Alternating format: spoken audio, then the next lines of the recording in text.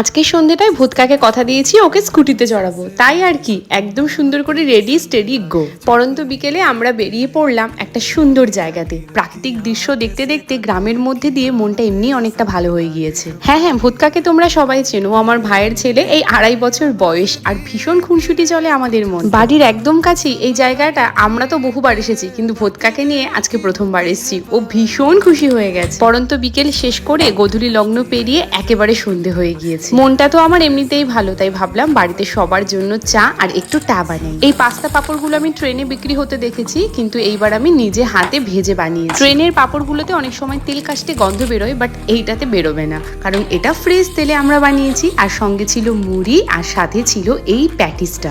আর হ্যাঁ, আমার বোনের ফেভারিট বাউলিও ছিল। এই সব কিছু নিয়ে আমি একদম রেডি হয়ে চলে গিয়েছি। মামনি ওরা বসে রয়েছে আর জমিয়ে আড্ডা দিচ্ছে। মামনিরা ওইদিকে সন্ধে দেওয়া, ঠাকুর পুজো দেওয়া কমপ্লিট। আমরা সবাই মিলে এই সন্ধেটা দারুণভাবে উপভোগ করেছি। তোমরাও কিন্তু ফ্যামিলির সাথে প্রত্যেকটা মুহূর্ত এনজয় করো। টাটা।